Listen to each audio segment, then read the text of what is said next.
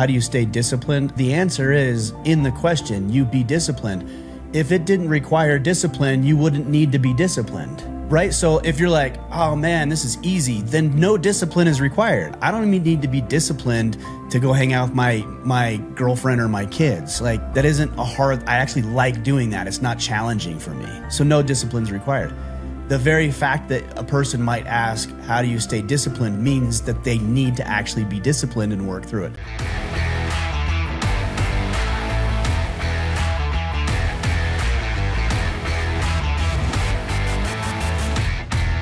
Kipp, what's up, man? Great to see you on this fine Monday. We got a week, a little less than now, till our hunt together in Minnesota. I'm very excited about that. Yeah, me too. No, it's going to be good. This will be new. Another hunt that's new, different, never shot from an elevated position before. So that should be interesting. Yeah, it is different. I know this is your second bow hunt, right? Yep. And it is different. It's, well, the first hunt was a Western style spot and stock. We did some stuff from blinds, and that was in Hawaii. And then this one's whitetails. So yeah, you're sitting up in a tree stand or a tripod for hours on end. It's challenging in its own right. I like it. The first year, I really, really struggled just sitting there like an idiot doing nothing. And now it's one of the things I look forward most to. Just sitting in that stand, freezing, just getting comfortable and just sitting there for 3-4 hours at a time. It's actually really relaxing. And you think about a lot of stuff too. Yeah, just a lot of pondering. Well, I was thinking how often in life the things that we can't stand are the very things that we end up enjoying. I had a good conversation with the guys on the mats last week. It was kind of one of those group therapy sessions. You get done training and everyone sits around and talks for another 30 minutes. And one of the guys there, Dan, and we kind of went through our jiu-jitsu journey very similar the entire time. But I was telling him, I'm like, dude, I hated training with you. Like, when I saw you show up at class, I was like, not that guy. I hate that guy. Just because he's a beast or what? Yeah, I struggled with him. Like, he was a very difficult role.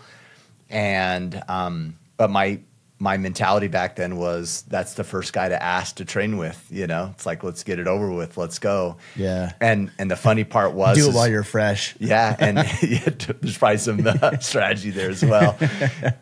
But by the time we were purple brown belts, he's one of my favorite training partners. Yeah. It's like this thing I thought I hated was the very thing that brought me more fulfillment and satisfaction. I think that's just a healthy, positive mindset that you have about it, because it's very easy to take something that you hate and make not only it miserable, but everybody else around you miserable in the process. And the only differentiating factor, and you've said this before, what is the story that you give it and what is the meaning behind it? So for you, the meaning of rolling with Dan was, it's tough, it's difficult, I have a hard time, but I get better, I improve, this is good for me. And so you've attached a positive outcome to it, where very easily the majority of people, I would say, would probably attach a negative outcome. This isn't fun, I'm getting beat up, I'm not getting any better, this is lame, and therefore they don't have a good experience with it. Yeah, totally. You might give me too much credit, though. I think I probably trained with him hundreds of times, hating it and despising it before I started liking it. So I wouldn't say I had a positive attitude. I grinded until I did have a positive attitude. Maybe, but you still, and that might be true for sure, but you still attach something positive to it. Otherwise, you would have given up on doing that a long time previous to that. So how could that hunt be miserable? After the second time for you, all of a sudden you enjoyed it? Or you're like, this is miserable, but once it was over, you're like, man, that was really good for me. And now you appreciate that hunt. Well, there was two things really about that hunt. So there was the physical misery and the mental misery. And the physical misery was I was not prepared for the weather. I was so cold. My feet were cold. I didn't have insulated boots. And when you're standing up in a tree stand, 20 feet, 30 feet off the ground, the wind's just kicking around and your feet just freeze while they're just sitting there on the metal rack. And I didn't have the proper gear, so that part was miserable. And that's an easy fix. I actually called one of the big product are big game product developers for Sitka, who I know. And I said, hey, what do I need for this hunt? And he's like, oh, let me get you taken care of. And he put together this incredible Sitka system that I use now. I use a lot of Origin gear as well that they're built for cold weather since they're in Maine. So that was part of it. And then the other part of it was I'm an impatient person just naturally. So sitting there thinking about all the things that I have to get done, all the things that I could be doing right now while I'm sitting in a tree stand, my wheels were just turning. But I realized I really liked the hunt. And so for me, it was a matter of just reframing that time to this is time for me to read. Like I'll bring a book up there or I'll bring my earbuds sometimes and listen to something. Or most of the time I actually just sit and look around at stuff, grass, trees, rocks. I actually just like it now because it's just a time for me to decompress. And the thing that I really did that helped me was making sure that all my ducks were in a row before I left for the hunt. So I didn't have to worry about recording any podcasts. I didn't have to worry about who was going to do what duty with Order of Man and Iron Council and recording podcasts. So I could just be fully present with the hunt. So those are a couple of things that helped me. Yeah, that makes sense. Well, and now it also makes sense why you called me last week and you're like, hey, make sure that you have these things to be warm. So I appreciate the well, I don't want you to be miserable either because then you'll make all of us miserable. It has less to do with you and more to do with I want to enjoy my hunt, so I don't want to hear you bitch and moan about it. Absolutely. That's awesome. Well, do you have a headline today, Kipp? Yeah, I have one. Do you want me to kick us off? Yeah, because I have a thought. It's just I want to get on my soapbox for about 30 seconds. So you go ahead with your headline and I'll go after that. I'll be honest. I thought you were going to talk about Trump being on Rogan. Pretty crazy. Yeah. I think within like a 24-hour period is like close to 22 million views. Last time I checked, it was like 35. I heard a couple of days ago, within 24 hours, it was his fourth most downloaded podcast to date within 24 hours. So I'm sure it surpassed that at this point. Yeah. And full disclosure, I didn't listen to the whole thing yet. I am an impatient person sometimes when it comes to communication and Trump just triggers me. Like, I'm like get to the point. Yeah.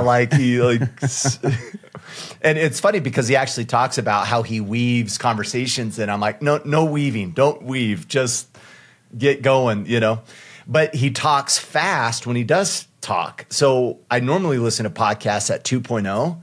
I can't understand him at 2.0 because when he does speak, it's a little too fast. So I'm like, oh my gosh, I'm gonna have to listen to this guy at maybe 1.5, 1/4 speed, which is going to, obviously take 3 hours. But that's actually not my headline. My headline was I've had the opportunity over the last couple Sundays to help teach emotional resilience class to youth.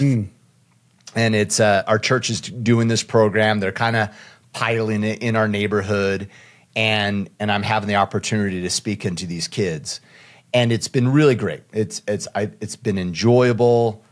It's right up my alley of things that I care about, and so it's been really edifying.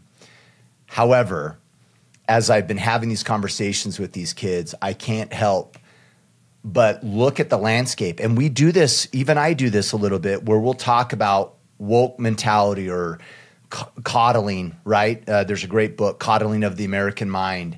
And the focus is all what? Government, schools, social programs, etc. And as I was speaking with these kids, and these are great kids, and their parents are great parents, and I actually don't even mean to say this as an attack on anyone because it's a natural tendency, but a lot of these kids struggle with emotional resilience because of how they're parented, not because of the school system. Now, don't get me wrong, school system's not helping, but the greatest impact on the minds of youth is our parenting, and I can't help but realize this is such an issue because so many parents are rescuing their children from difficulty, right? Little Timmy argues or gets in a little upset fight with his siblings or his friends in the backyard. And what do? We run out there and we resolve it for him. Oh, you feel sad. Oh, we resolve that for you. And then we say silly things like, well, no, you're highly talented. No, you're not. Like literally in this youth class last night or yesterday, I was saying this to him. I was like, hey, it doesn't benefit you to operate in the area that's not in reality. If you're playing lacrosse, you might be the worst kid on the team. and you need to know if you're the worst kid on the team so you can do something about it. And so be careful. And I was telling the youth to be careful when people tell you, oh, no, you're awesome. No, you may not be awesome, but you can be. And what are you going to do about it? And I just couldn't help, and it's just kind of created a soapbox for me the last week of just how much we are robbing our children from growth and opportunity because we don't want them to be uncomfortable. But yet, we all know this, that growth is on the backside of being uncomfortable. And we need to let them grow and learn and stop rescuing them all the time. Yeah. I love it, man. You know, it actually ties in nicely to what you were talking about with being on the mats with Dan. It's part of the reason what you're saying with emotional resilience, that we should spend time with people in activities that are better than we are. Because then it gives us a perspective of our own performance. And we always hear comparison trap and comparison is the thief of joy. And if you're falling into comparison and it's hindering you from progress because it's demoralizing and deflating, sure, I can agree with that. But if I'm on the mats and I'm rolling with you, Kipp, I don't get demoralized when you beat me, and you will beat me. It actually inspires me. Oh, he did this. I wasn't prepared for it. Next time I roll with him, I'm going to be better. Or, you know, if you're at a pistol class, we've got a pistol course coming up, and I'm thinking about that. If somebody's better than you, that's good. It actually unlocks potential that's hidden in yourself that you didn't know was available. Yeah, and that comparison trap sometimes is because we didn't. It's very similar to the other things that we talk about. You're not completing the thought, right? A good friend of ours just finished their home, this brand new home. This Ryan, the nicest piece of property and home I have ever seen in my entire life. Just really, just beautiful. The whole time I'm just like, this is insane, right? Like, especially being raised in Elsinore, Utah on a farm, right? Like, it blows my mind. Just unreal, just insane. And one could say I could walk away from that going, oh man, my home sucks in comparison, right? How come this? Why is this? Yeah. But it's the same thing. Finish the thought. Well, how did he get there? Oh, he did all these things over the last 40 years to be able to create that. I haven't. Don't compare. They're not the same, right? A comparison is really in the spirit of being naive. Oh, well, they have and I have. Okay, great. Why do they have it? Oh, because they paid the price. You haven't yet. That's the difference. So you want that? Awesome. Put in more reps. Do the work. Yeah. And now you have a model. Well, and I'll give you another, the opposite of that. And I'm not saying this about your friend by any means. I don't know who it is. But what I've seen a lot of the times is people say, well, how come he has this beautiful house or this big, beautiful new truck? And what they don't see is that he acquired a bunch of debt to have it. He can't sleep at night because he's worried about making the car payment. Him and his wife are constantly arguing and bickering and nagging at each other because they're worried and stressed out about their finances. I've done that too. Yeah, you don't know the whole full story. You don't know the whole story, yeah. So I have this 2015 GMC 3/4 ton. It's a nice truck. It's not the nicest. It's almost a decade old at this point. It's got 230,000 miles or something like that on it. And there's another truck that I see every day when I drive by at the dealership that's the upgraded 2022 truck. And I'm like, oh, I want that truck. And I see everybody else driving around new Fords and new Chevys and new GMCs. What I am pretty good at doing is understanding my own priorities. Yeah. So could I go, and I'll catch myself, like, how does that guy afford that truck? Like, I know how much money I make. I know how well I'm doing. I could do that. And the answer is yes, I actually could go do it, but it's not my priority. Yeah. I would rather not put 80 grand into a brand new truck or not have a $800 car payment or more for the next 7 years so that I can go hunt and I can pour money into the business and I can take on investments that I'm interested in and I can go on vacations with people I care and love about. So it's just your priorities, and don't allow other people's priorities.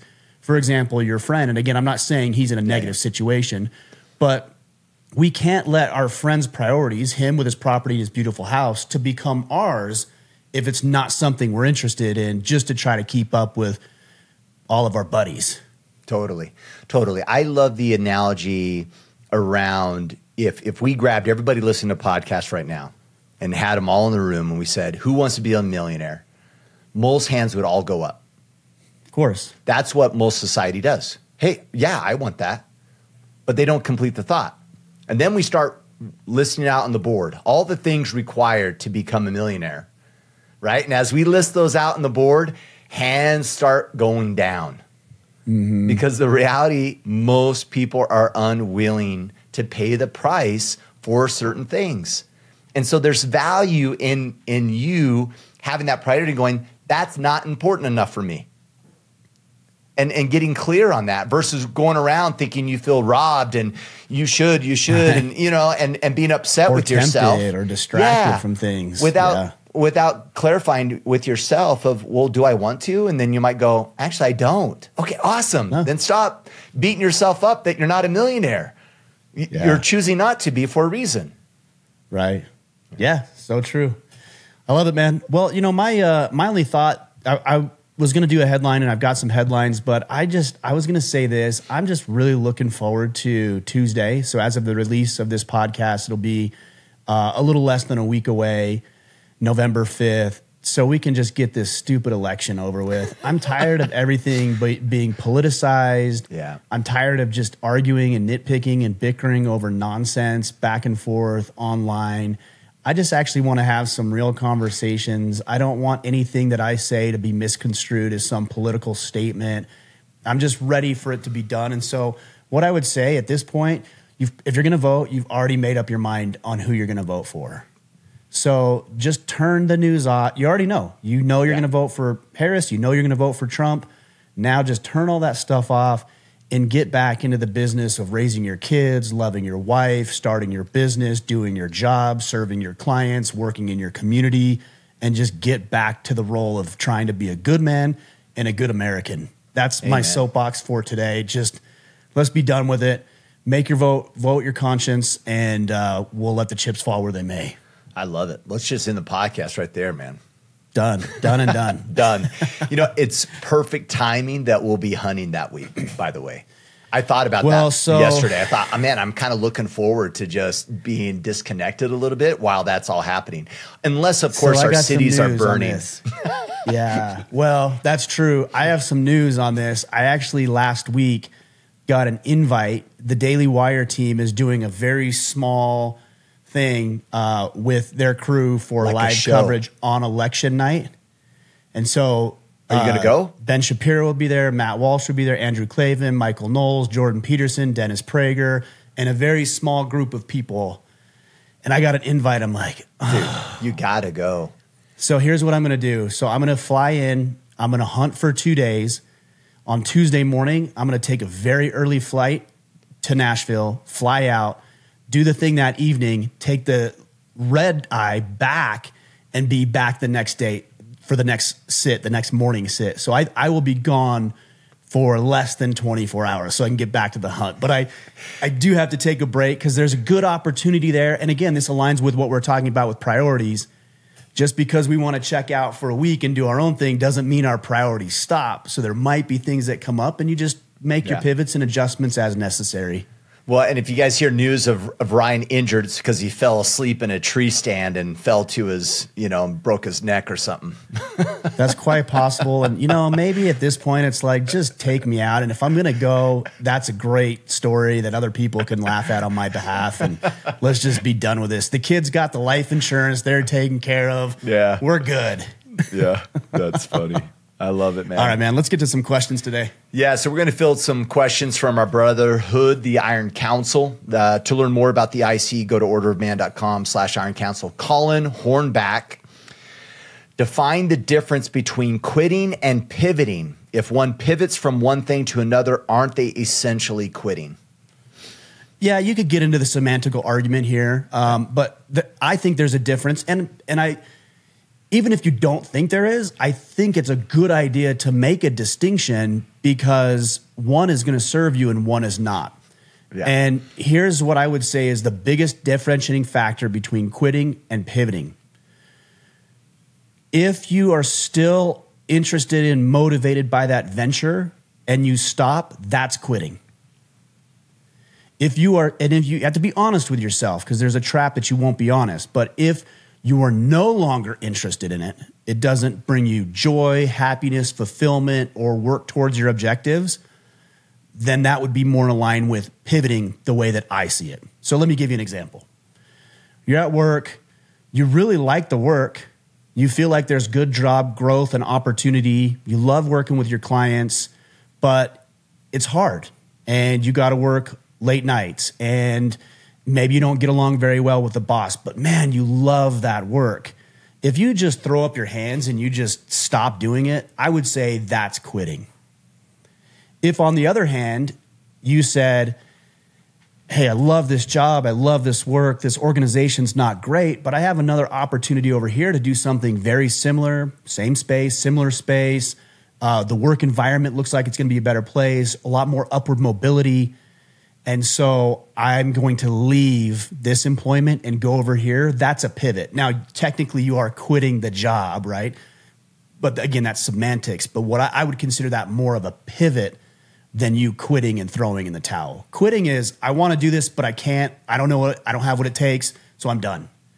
Pivoting is, this was a good opportunity for me, and now I see other opportunities or I have other interests, and so I'm going to pivot using my knowledge and expertise from my previous engagements and experiences to catapult me into something bigger and better. Yeah, one way I like this is quitting is giving up on the desired outcome. Pivoting is changing the action to get to the desired outcome another way. I like that. So if my fitness is important, being healthy is important, and I'm going to the gym and I'm not loving it, quitting is giving up on the outcome of being fit and healthy. Pivoting is, I'm not going to throw weights around. Instead, I'm going to sign up for CrossFit. The goal is still the same goal, how you get there. And some of us, and I think we might be in two different camps, right? Some people might be like, they quit too easily. Sometimes my problem is I don't pivot. I'll double down because my ego's assigned to the plan. Oh, I got to stick to the plan, right? And it looks like this, and maybe I need a pivot to get the outcome I need because the direction I'm currently going isn't giving me the results I need. So I need to pivot. But it was my plan, and so now I'm invested in the plan, and it's more about my ego than the outcome. So, yeah, good. Well, I was just going to say, you think about some of the best fighters in the world. You take UFC, for example. Every fighter goes into the fight with a plan. Every single one. They have a fight camp. They have a strategy. They have a plan. They're watching film. Like, they know the other competitor. They are ready to go with a plan. But the best fighters are the ones who are easily willing to change the plan and adapt based on things they see. Maybe the other fighter came in with a plan they weren't prepared for. The first one to adapt the most effectively is going to win that fight. Totally. So you have to pivot. The other thing that's really crucial is just being honest with yourself. So what you said, I really like what you said. You said this, the ego is assigned to the plan. You have to actually be able to look at yourself and ask yourself, are you being egotistical? Is it ego that is driving your decisions? And the other one you have to be aware of is, are you quitting because you're no longer interested? Are you quitting because you're tired or it's hard? I can't answer that for you. Only you can answer that for yourself. And you have to know what you're likely to do. I personally am not likely to quit when it gets hard. If anything, I tend to get the ego in when it gets hard because I won't let something else deter me, even though maybe I ought to let it and do something else, to your point. Yeah. But you have to know yourself. And another great instance this comes into play, and I was thinking about this with when I got injured, like 3 years ago, when I tore my pectoral muscle, I had that complete rupture, man. It was brutal. And so it disrupted jujitsu, it disrupted lifting, and it would have been very easy for me to give up on maintaining my health. But I decided not to. And so I would go to class, and in the corner, I would do box step-ups, I would do lunges, I would do air squats, I would do whatever I could do, but still be at class and still watch, still participate in the culture, still be with the guys, but do it to the degree that I could. And when I came back, I remember the guys saying, man, you're like fresh, like you're doing, like how are you where you are right now? I'm like, well, I never stopped. I may have stopped training jujitsu, but I was still here. I was still watching you guys. I was still staying in shape. In fact, all of the movements that I was doing at that time in my life were all built around jujitsu. So I was still I was probably more flexible than I was before. And I would still go drill even. You know, I would do light just drilling if I could once it recovered a little bit. But that's a pivot. And that's to your point. You know, there's going to be extenuating life circumstances that happen. You could throw in the towel, or you could just say, hey, you know what? This is my hand. So we're gonna deal with it the best we can. I like it, man. I like it. Chris Henningsen, when forming a group of men for ongoing events such as men's ministry at church, what form of mass communication would you recommend? Texting only allows 15 to 20 at a time, and there's about 50 men in the church to get word out. It's difficult to have several text groups going to keep everyone connected. A little tech question. Yeah, I don't use WhatsApp a whole lot. As I've traveled outside of the country, I've used that a little bit more. I don't know if a program like WhatsApp or Signal, I think, is another one. I'm not real familiar with these, so don't take this like if they have a higher recipient count. They might. Yeah, they might. I don't know. I'm sure there's other programs out there that do. So I would look into other texting software. I know that there is software that, for example, one's called, I think it's called Band. Let me look here. WhatsApp is 1,000. Oh, there you go. So you could start a WhatsApp and put everybody in there and you're done. Yeah. So there's the answer. The other one is Band, but that's designed for sports programs that you could follow. A couple other options you could use are email, but email's not as efficient, I would say, as something like WhatsApp. And then, of course, you can use social media too and just I would do that anyways. So if you have your men's ministry group, I would start a Facebook page called Men's Ministry or whatever the name of your group is, so that not only are you texting, but you have a place where you can give updates or drop pictures or links to your photo gallery or the flyer that somebody put together you can put in there. So I would couple your texting communication with your social media communication. Personally, that's what I would do. Yeah. And I double checked. Signal's at 1,000 as well in a group chat. So there you go. So yeah, there you go. All right. Zach Allen, what kind of music are you into, Ryan? And how about you, Kipp? We don't get this question very often. I don't listen to a whole lot of music. Music's never been my thing. I'm not real musically inclined. I don't really care all that much about it. And when music people are like, oh, what do you listen to? I'm like, I don't care. They're like, what? I can't believe. And they're like, well, what do you listen to when you're working out? I'm like, I listen to an ebook or podcast. Does that not get you fired up? I'm like, I don't really need to be fired up. I go in and I do my workouts and I work hard and I listen to Ben Shapiro or Joe Rogan or whatever I'm going to listen to. But, usually if my kids are in the car or something like that, I am going to throw on a podcast. Music. And it's usually Red Dirt Radio, Red Dirt Country typically is what it is. Yeah, that's funny. It's funny this question came up this morning. Do you remember Nelly Vanilli? Do you remember of course, that? Yeah. It was super fun. I don't know why, but like one of those songs entered my mind. I played it. I was telling my daughters how like they were not the real singers and to be kind of the drama around it and stuff is really interesting. And I was talking about it this morning. One of my employees were like, you're the weirdest. Like, I don't even know what kind of music you listen to. You just like listen to everything. And that's pretty much the answer. I love some countries. It has to be a certain type of country that I love. But old school classic rock, hip hop. I don't like modern hip hop, but the old school classics from the 90s, like Dre and stuff, like absolutely. So I like everything. Depends on what I'm doing, really. One thing I noticed about myself, and I've known this for a long time about myself, is I get agitated really quickly. Like I'm a hothead. I get a temper and I get agitated and just bothered really quickly. And so if I'm going to listen to music, I don't need to be hyped up. Yeah. Because I'm already hyped up. So I need something that brings it down a notch. So like my kids will play new age hip hop stuff and it just infuriates me. Like I can feel just the blood boiling and my temperature rising and I get mad. Yeah. So I've never needed anything to be fired up or motivated to, no, I am. So I don't need more of it. Yeah, you need some Jack Johnson or some Hawaiian island music playing in the background. Absolutely. Yeah. That's funny. All right, next question. Mario Contreras, how do you stay disciplined and committed to your goals while you're out camping or on vacation? So this is good for us. I dropped the ball. I like the spin. Yeah.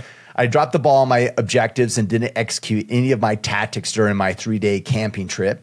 My wife was happy and I had no complaints about my behavior this time, which I take as a win since I believe I'm maturing and escaping the mom matrix. But I still feel I should have executed at least on 1 or 2 of my tactics. I'd like to know how I can avoid falling off track when camping or hanging out with friends and family.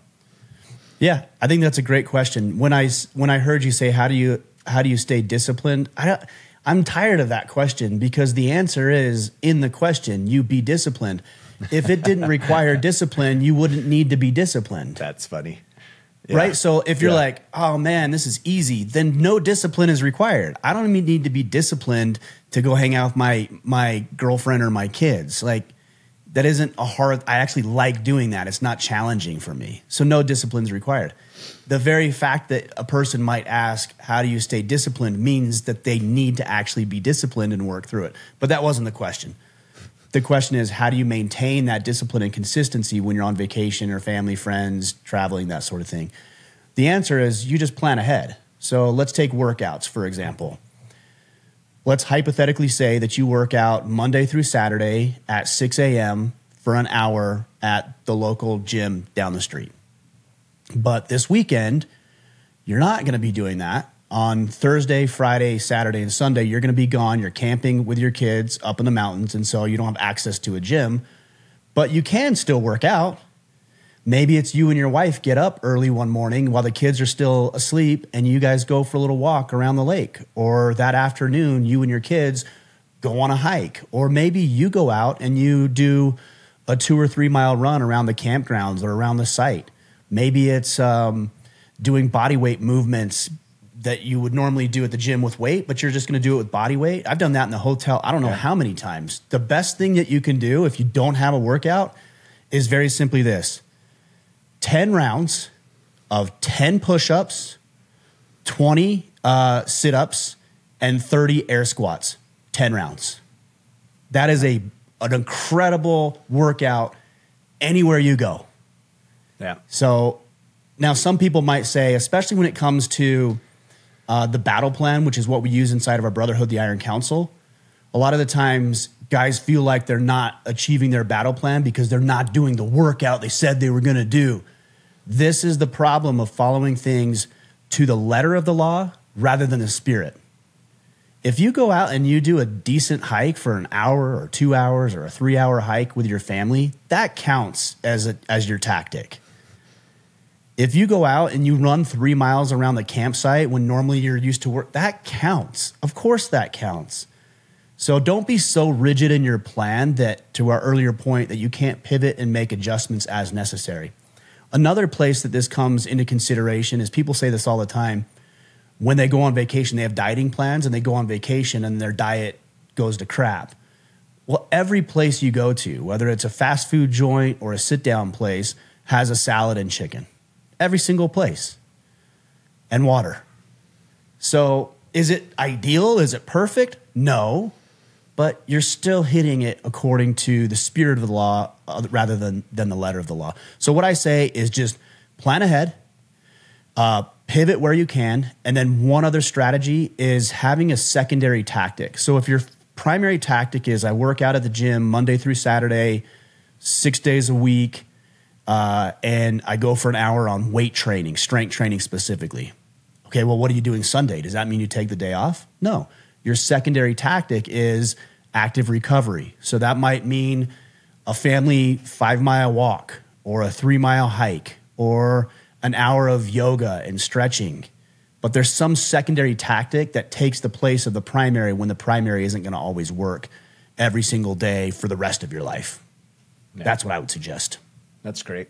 Yeah, nothing I'd add. Some people might think they need a break, and I would just challenge, would your day be better if you did those things? And most of the answer is always yes.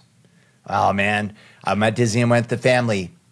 If you woke up earlier and got your run in, would you feel better about your day? And the answer usually always is yes.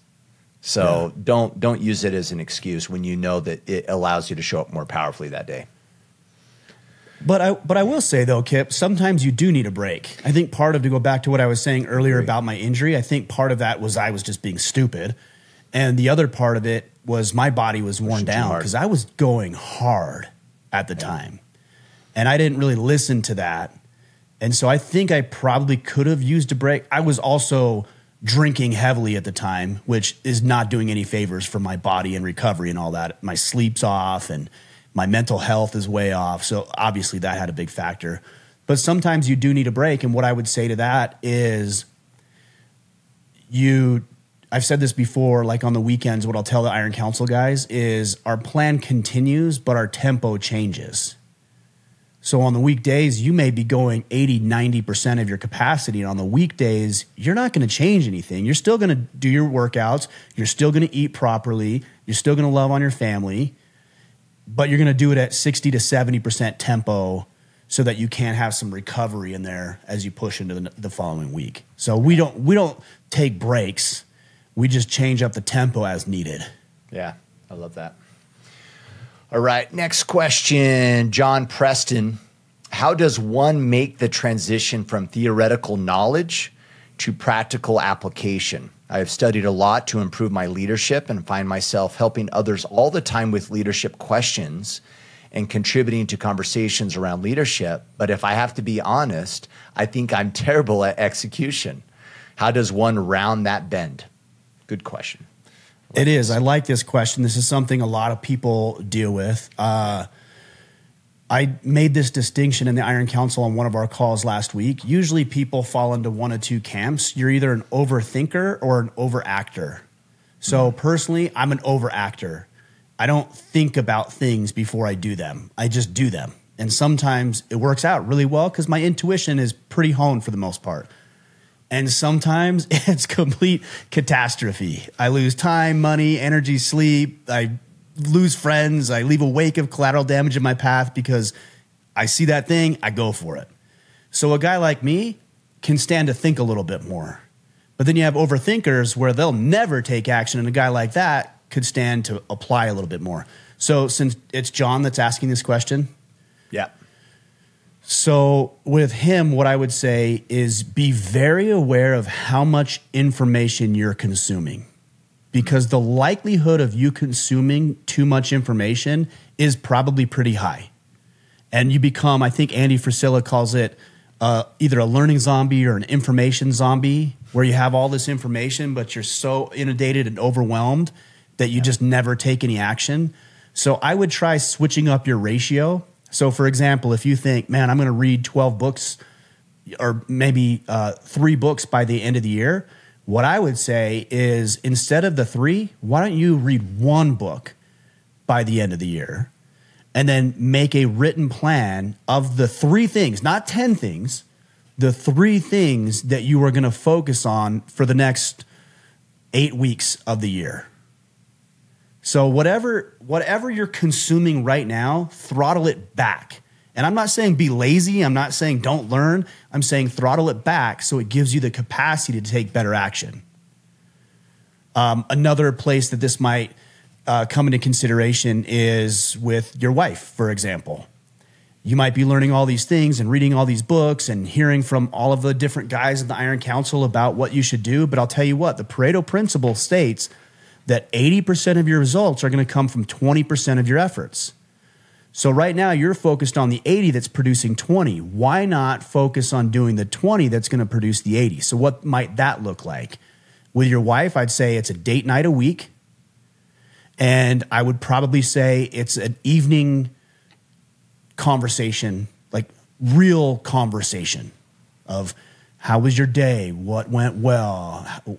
How are you feeling about your goals? And how, like, what plans do we have coming up? Man, if you just changed those two things about your relationship and you didn't worry about consuming any other information, you'd be in a much better spot than you are right now. Yeah. Regardless of where you are, unequivocally, you'd be in a much better spot. So focus on the 20 for the 80 Pareto principle and stop consuming so much information. Yeah. Well, and I love the fact that you're asking this question, John, because it and you kind of alluded to it in your question, it actually does matter. Like, the theoretical is not enough.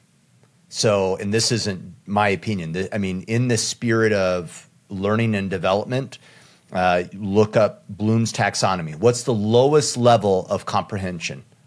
Remembering. Up from that, understanding. Up from that is applying it. You're hanging out in applying, right? You're consuming, remembering, understanding, and applying it to other people. Analyzing is above applying. Then evaluation, and the highest level of cognitive understanding is in the spirit of creation. You need to get to creation. And the reason why is because it's going to get way more exciting. And you're going to be able to come up with innovative ideas, different approaches, different angles that you see in a particular subject around leadership that you're not going to get at when you're applying and memorizing someone else's framework. You want to make your framework. And when you're making yours, oh man, you're going to light up and you're going to be able to bring passion to the table that you normally wouldn't otherwise. And the only way you're going to create is in the application of actually applying it and doing it. So double down in your thought process, in my opinion, get to implementation and creation. Well, and on that too. So, well, hold on. I wanted to ask you a question. So you said remembering, understanding, applying, analyzing. There was something else. Evaluating and then creating. Evaluating, then creating. And that's called what? That's called the Bloom's taxonomy. So these are levels of cognitive understanding of stuff, right? So when you look at the public school system and universities, what are they doing? Remembering. Yeah, remembering. They're literally operating at the lowest level of cognitive understanding. Interesting. And it doesn't stick with you until the highest echelon of this is in creation. Taking multiple ideas and making them your own and making stuff, which is ironic and quite godly. And there's a bunch of gospel principles in my opinion to this, right? But nonetheless, you want to get to that level just because you're going to be able to serve people better once you're there versus like, oh, this framework over here is really great and I have it memorized and let's help people apply it. That's not enough. You're scratching the surface of your understanding. So I'm going to paint a little bit, that's really helpful. I just wrote that down, but I'm going to paint a little bit of a false dichotomy here for people, but it'll help illustrate the concept. I personally would rather have 80% the intelligence of some of the smartest people on the planet, or maybe even 60% of their intelligence, if I can produce 200% of what they can. That's a trade-off that I'm willing to make. And some of, I won't say dumb, but some of the least intelligent people are also some of the most successful, because they don't get hamstringed and caught up in so much information. They're really good at taking the pertinent key information, ditching the rest because it's unnecessary, and then applying what they need to apply. Elon Musk is actually, so this is the false dichotomy. He's brilliant, but he's also somebody who applies very rapidly. And if you've listened to any of his conversations and interviews that he's done, he challenges whether or not things are needed. So he took the NASA space program and took this out and stripped this and moved this and pulled this and got rid of this and canned that. And he just narrowed it down. And now he's catching rocket boosters out of the air with a mechanical arm. So that's an example of somebody who can think on the pertinent and apply the relevant.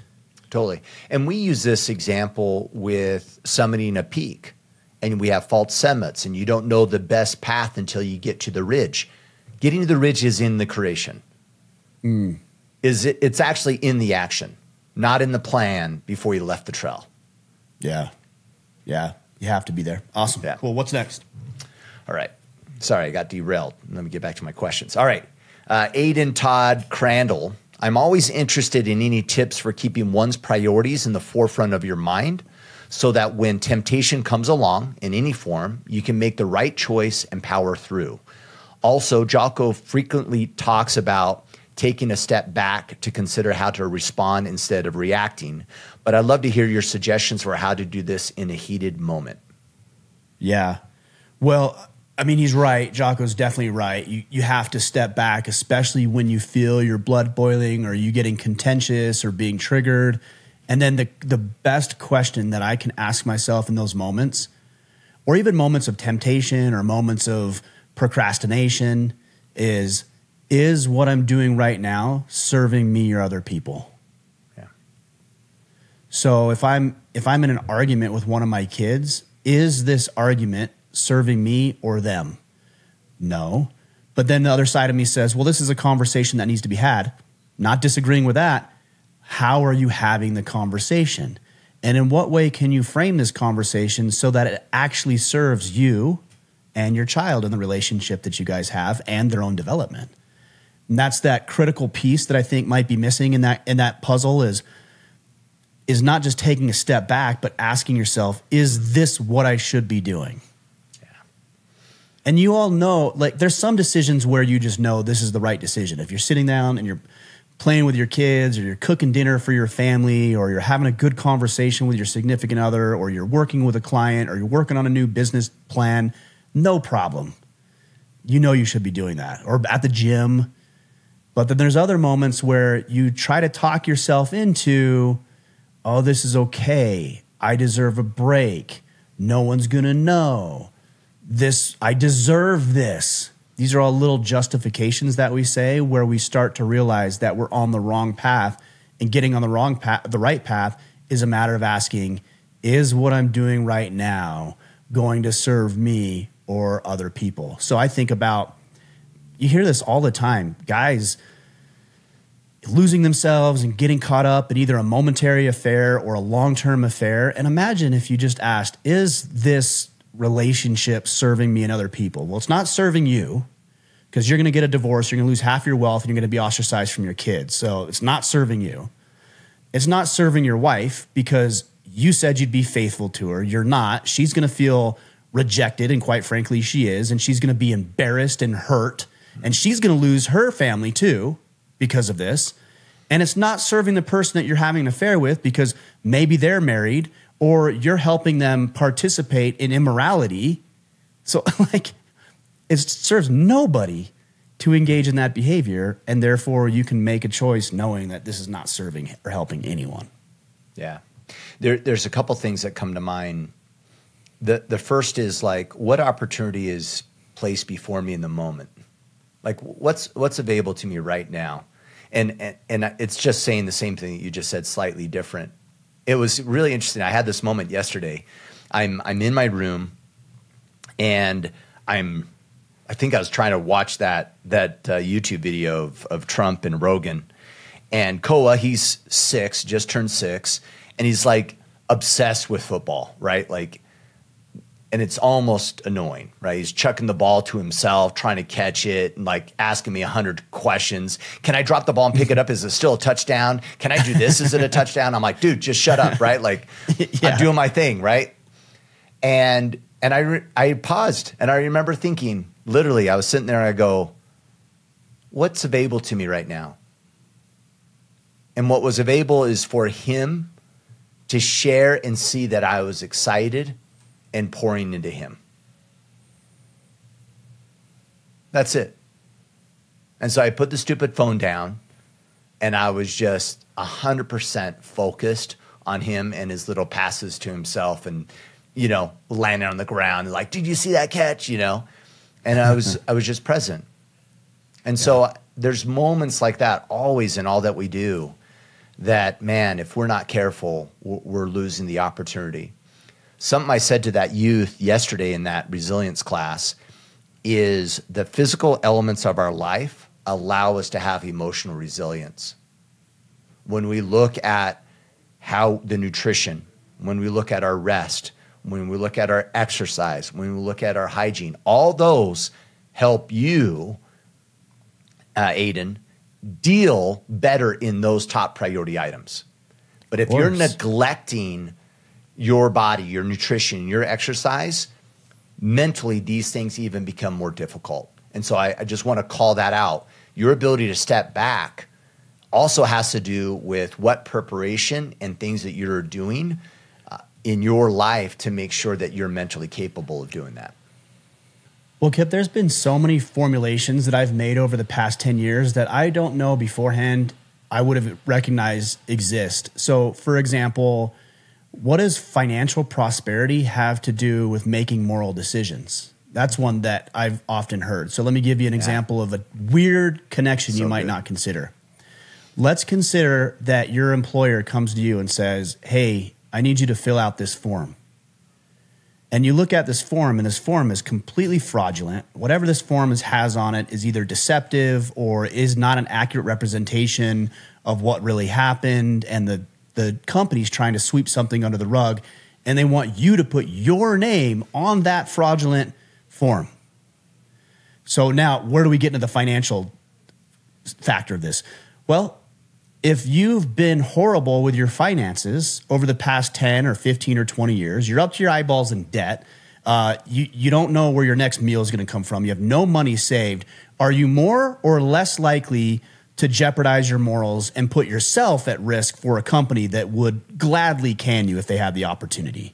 Absolutely. Of course, you're more likely to fill that form. Yeah. On the other hand, let's say you've got $100,000 in the bank, you've got $175,000 you owe on one mortgage, another house is paid off, all your cars are paid off, no consumer debt, no medical debt, no student loans, and you've got $7,000-8,000 of discretionary income a month. And your boss says, hey, I need you to sign this form and do this.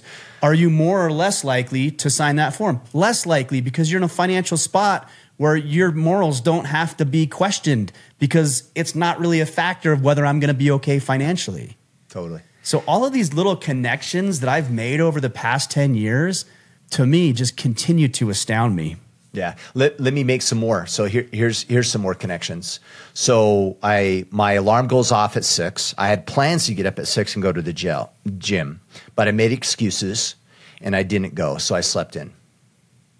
I'm now feeling a little down on myself, right? Because I didn't get that workout in. I'm out of integrity to some extent. I'm rushed because I slept in to get my kids out the door. I'm yelling at them. Hey, get your shoes on. The morning's chaotic. We get in the car. I drop them off. I feel a little bit bad about my relationship now, about how I showed up with my kids. I get to work. There's conversations that I'm not addressing because they're uncomfortable and I'm not courageous. And I really hate this guy that I have to work with, but I haven't addressed it. And so I have that weight on me. And then I'm pissed off about my employer because I'm in debt and I'm stressed as hell because of the weight of meeting the mortgage and paying the bills. I come home and then we get a question like this that says, well, how do I step back and have a clear state of mind? You're not going to have a clear state of mind because your world is a mess. It's a mess because so many things are out of place. And we talk about this, man. You get margin. It's really easy to be a great dad when things at work are buttoned up. It's a lot easier to be empathetic and compassionate when your finances aren't chaotic. It's easier to be that way when my health is in good check. But when they're all a mess, good luck. I don't know anybody that's going to handle those circumstances well when there's that much chaos happening.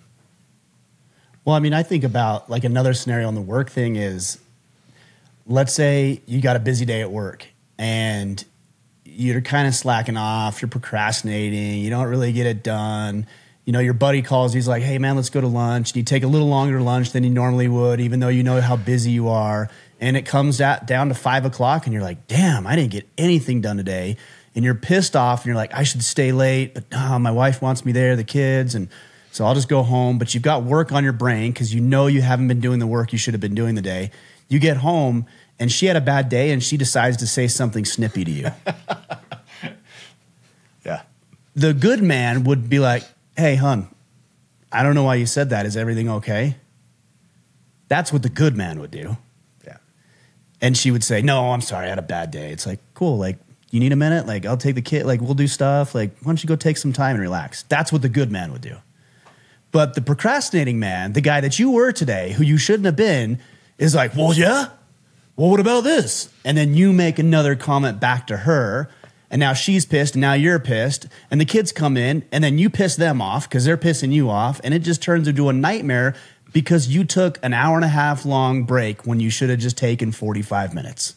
Yeah. It is why, and I'm only saying that because I've been in that boat. All of us have. We all have. Yeah. There's one other thing I wanted to say, Kip, and then we're beating this one to death, but there's one more question, or at least thought, that has been helpful for me, and these are subjective thoughts, but it's okay because it's my life, and so I get to decide what they mean. But a real man would or wouldn't. That's what you ask yourself. That's what I tell myself. A real man would do this in this situation. This is what a real man would do, or a real man wouldn't engage in that behavior. And I know when I say that, some people don't like that. A real man, who gets to decide? I do, because I'm trying to be a good man. So that's what I'm saying. It's subjective. Yeah. But you could use a lot of different words. A real man, a genuine man, a godly man, an honorable man, a faithful man, a Christian man, a good man. Like, you can use any word that is going to help you make better moral decisions in those gray areas. And if you know, like, hey, no, you know what? A family man wouldn't neglect his kids when his kids say, hey, Dad, will you throw the football with me? It is subjective, but it's also a moral standard that you're deciding to hold yourself to. And that's been helpful for me. Yeah, that's great.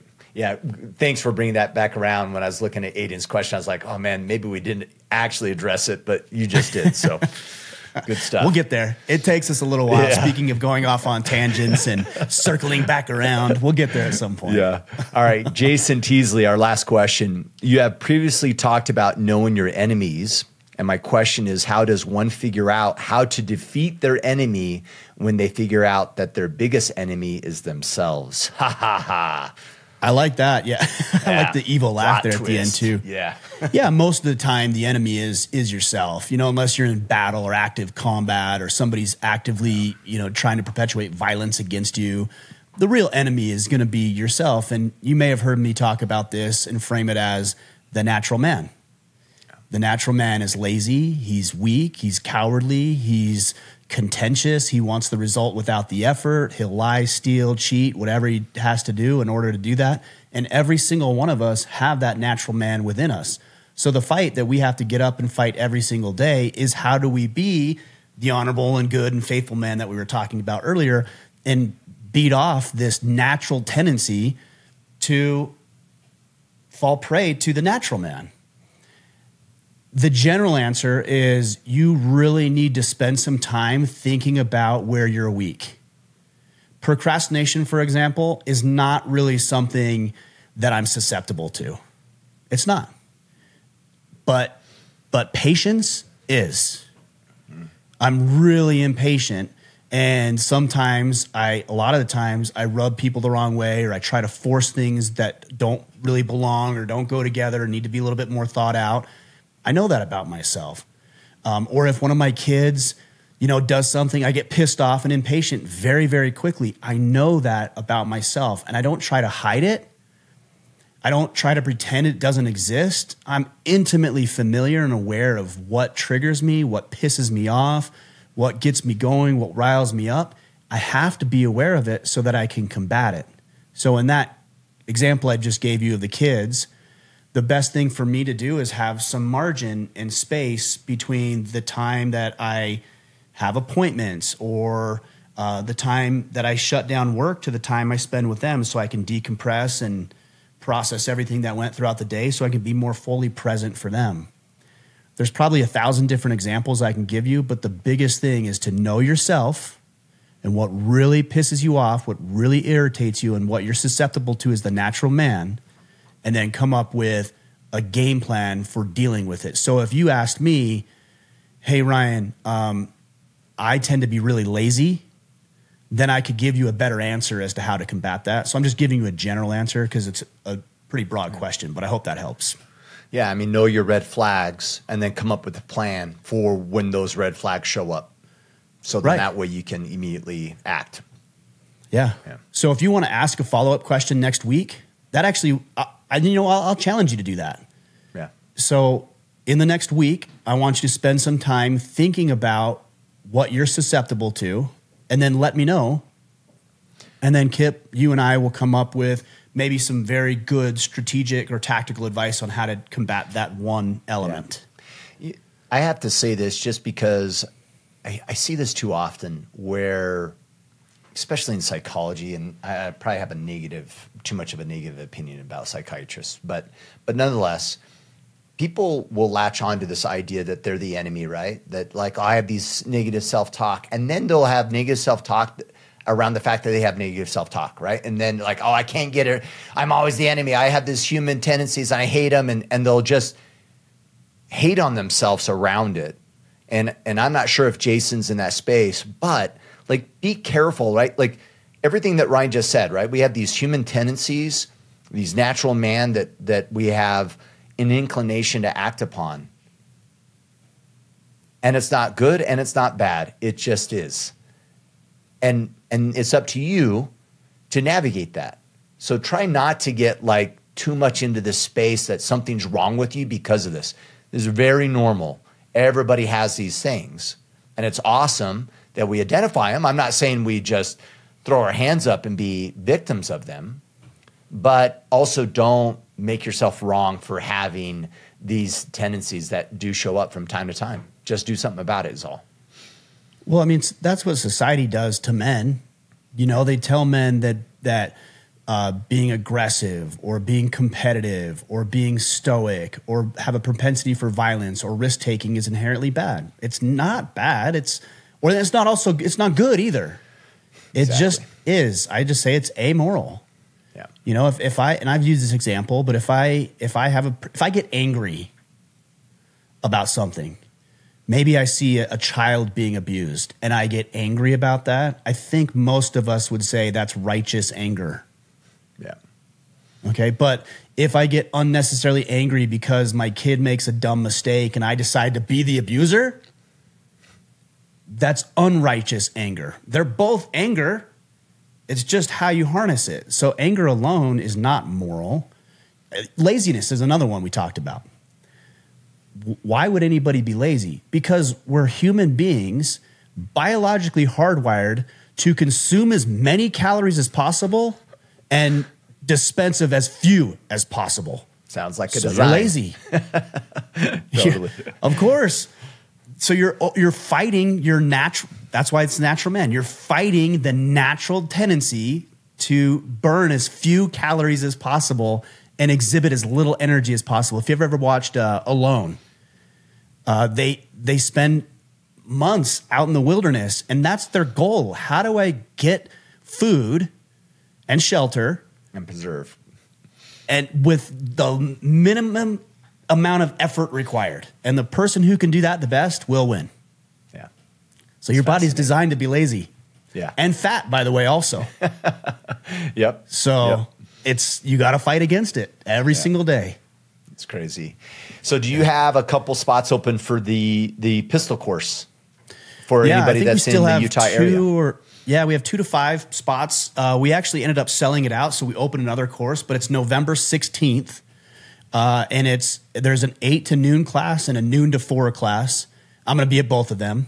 This is done through another business that I'm a part owner and founder in called M42 Adventures. So if you're interested in M42 Adventures, m42adventures.com. If you want to know about the pistol course, I don't think we have it available on the website right now because it sold out so fast. But if you just email me, Ryan@orderofman.com, I'll get you the details. But that's in St. George, Utah. So Southern Utah, November 16th, 8 to noon or noon to 4. Excellent. And then do you want to mention the event, the Forge event? That's right. Yeah, we've got the Forge event coming up in the spring. It's our very first event of 2025, and we're doing it differently. I've got Larry Hagner with the Dad Edge, Connor Beaton with Man Talks, Matt Boudreau with Apogee Strong, all partnering up. Kip, I hope you're going to be out there too. We'll talk about the dates and the timeline and how I'd like you to participate if you're interested. But yeah, it's going to be... I'm hesitant to say, like Boy Scouts, because I don't want to make light of it, but also it's a little bit like Boy Scout camp, but for men, where we're going to go out and we're going to do physical activities and we're going to have physical and mental hardship, but we're also going to hear from incredible guest speakers. There's going to be panels available. We're staying in lodges on site, so all the food, all the lodging is covered. All you have to do is get there. That other events don't do it like that. We've got a huge chow hall where we come in and we all eat together, and it's going to be amazing. So if you want to go to like man camp, then you can look at it like that. That's awesome. Awesome. Yeah. Okay. All right, guys. Appreciate you, Kip. Thank you for co-hosting with me as always. I love your insight. I like that we're usually on the same page, but we come at it in a different way, and that's valuable for me because it's a lot. Your way is a lot more thoughtful than mine, and so that rounds me out for sure. And you get better results. So I don't know about that. I just piss more people off. So maybe it looks like I get more attention, but I don't think that means better results. All right, you guys. Appreciate you. We'll be back on Friday. Until then, go out there, take action, and become the man you are meant to be.